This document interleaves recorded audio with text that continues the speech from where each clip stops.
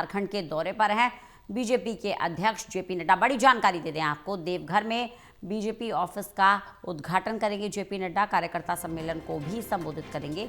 कई राज्यों में कई कार्यालयों का उद्घाटन हो चुका है और जेपी नड्डा अब झारखंड के दौरे पर।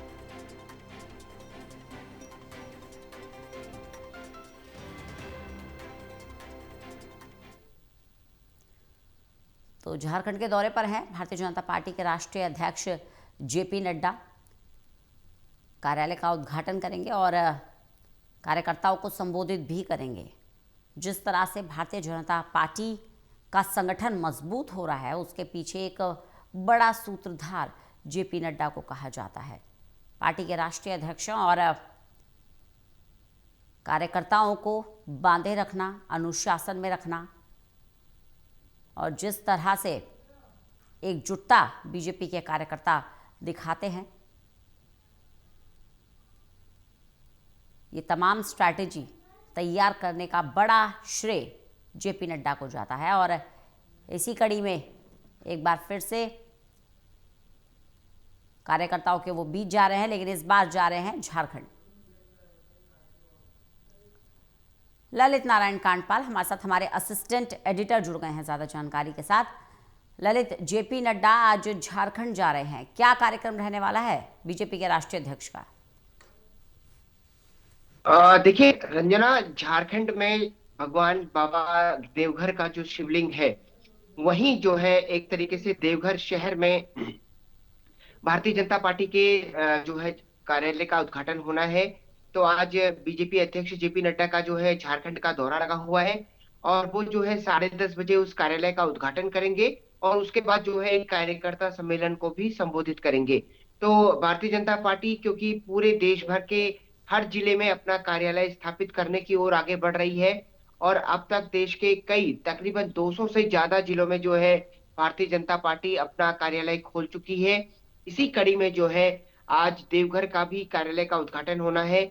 इससे पहले हमने देखा था कि पिछले साल दिल्ली में भी जो है कई जिलों में कार्यालयों का उद्घाटन किया गया था और ये नए कार्यालय जो है पूरे तरीके से मॉडर्न कार्यालय बनाए जाते हैं।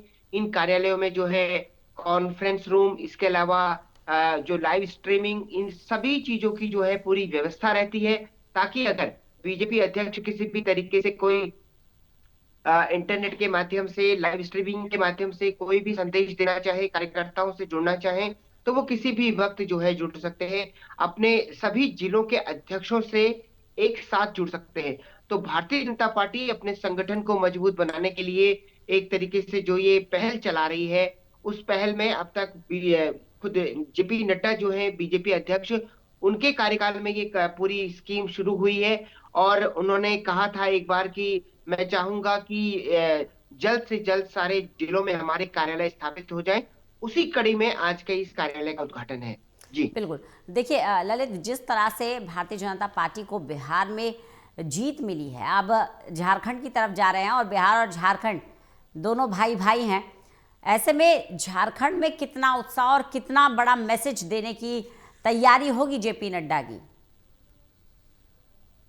बड़ा मैसेज देने की तैयारी होगी रंजना, क्योंकि झारखंड में भी आने वाले सालों में चुनाव होने वाले हैं। जी और जैसा कि जब बिहार के नतीजे आए थे उस दिन हम लोग चर्चा कर रहे थे कि आखिरकार भारतीय जनता पार्टी किस तरीके से काम करती है कि आखिरकार 200 से ज्यादा सीटें आ जाती हैं। उनके संगठन को लेकर जो चर्चा हो रही थी, आज मैं उसमें एक लाइन ये ऐड करना चाहूंगा कि ये भी उसी का हिस्सा है। अब देखिए झारखंड में तकरीबन 2 साल 2.5 साल बाद चुनाव होने हैं, लेकिन भारतीय जनता पार्टी का सांगठनिक कार्यक्रम सतत तरीके से आगे बढ़ता ही रहता है।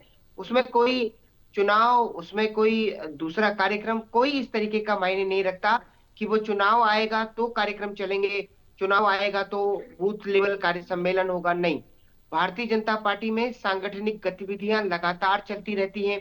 कार्यालय का उद्घाटन हो, कार्यकर्ताओं से मिलना हो। अब आज जेपी नड्डा अगर झारखंड में जाएंगे, देवघर जिले के लोगों से मिलेंगे, तो निश्चित तौर पर आप ये मानकर चलिए कि जितने भी कार्यकर्ताओं से वो सीधे मिलेंगे, वो सभी लोग मोटिवेट होंगे और वो भी एक तरीके से ये कह सकेंगे कि उन्होंने बीजेपी अध्यक्ष के साथ सीधे अपनी बैठक ली थी, उन्होंने उनके साथ संबोधित किया था, तस्वीरें खींची थी।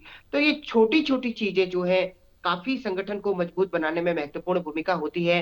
और जब जेपी नड्डा जाते हैं, तो वो सारी तैयारियों को लेकर एक तरीके से समीक्षा करते हैं कि बूथ लेवल का काम किस तरीके से चल रहा है, जिन सीटों को हारे थे वहां पर किस तरीके से काम चल रहा है। तो सारी सांगठनिक गतिविधियां एक साथ चलती हैं। अब इसमें सबसे महत्वपूर्ण बात यह है कि आज देखना होगा कि जेपी नड्डा का कार्यक्रम किस तरीके से आगे बढ़ता है और किस तरीके से जेपी नड्डा क्या संदेश वहां से देश भर के बीजेपी कार्यकर्ताओं के लिए देते हैं। बिल्कुल, तो आज देखना होगा कि कार्यक्रम में क्या संदेश जेपी नड्डा देते हैं। ललित, जैसा कि लंबे समय से आप भी भारतीय जनता पार्टी से जुड़ी हुई खबरें हमारे दर्शकों तक पहुंचाते रहे हैं, कहीं ना कहीं ये पार्टी का कार्यकर्ता ही है जो पार्टी के साथ इतनी निष्ठा से जुड़ा हुआ है कि हमेशा पार्टी की गतिविधियों को आगे बढ़ाता है, और इसका एक बड़ा श्रेय जेपी नड्डा को भी जाता है जो इन तमाम कार्यकर्ताओं को एक सूत्र में बांध के रखते हैं। बिल्कुल, देखिए अब जेपी नड्डा के उत्तराधिकारी की तलाश भी चल रही है भारतीय जनता पार्टी में। लेकिन ये भी एक बात है कि उन्होंने अपने इस पूरे कार्यकाल में कई वो किया है। और आपने जो कहा कि कार्यकर्ताओं को बांधे रखने के लिए, यही एक लाइन है कि कार्यकर्ताओं को किस तरीके से एंगेज किया जाए।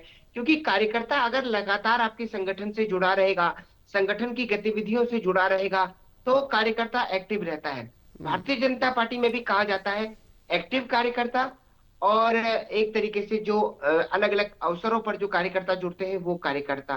तो जो एक्टिव कार्यकर्ता है वो संगठन की गतिविधियों को लगातार चलाता रहता है, वो संगठन की गतिविधियों में लगातार शरीक होता रहता है, और उसके साथ कार्यक्रम चलते रहते हैं। कभी उन्हें बूथ की जिम्मेदारी दी जाती है, कभी उन्हें जिला प्रकोष्ठ की जिम्मेदारी दी जाती है, जिले स्तर के काम होते हैं। तो कल अलग अलग तरीके से, कभी वीआईपी मूवमेंट होता है तो उसके लिए लोगों से जनसंपर्क की जिम्मेदारी दी जाती है।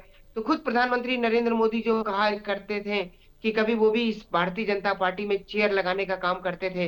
गृह मंत्री अमित शाह, जो कि एक सामान्य कार्यकर्ता से निकल करके आज देश के गृह मंत्री हैं और देश के कई महत्वपूर्ण फैसले ले रहे हैं, ये सभी लोग वो हैं जिन्होंने भारतीय जनता पार्टी में किसी दौर में बहुत छोटे छोटे कार्य किए हैं। लेकिन भारतीय जनता पार्टी के संगठन की ही ये एक तरीके से कहा जाए कि खूबसूरती है कि हम्म। भारतीय जनता पार्टी अपने कार्यकर्ता का कितना सम्मान करती है, जी। कि वो एक कार्यकर्ता ही आज जो है देश के सर्वोच्च संवैधानिक पद पर इस वक्त बैठा हुआ है। और उन्होंने ही जो है वो अपने तरीके से पार्टी की जो उनका मैनिफेस्टो है हम्म। उस हिसाब से चीजों को आगे बढ़ा रहे हैं। जी। चलिए, बहुत बहुत शुक्रिया ललित हमारे साथ जुड़ने के लिए, इस तमाम बातचीत के लिए। और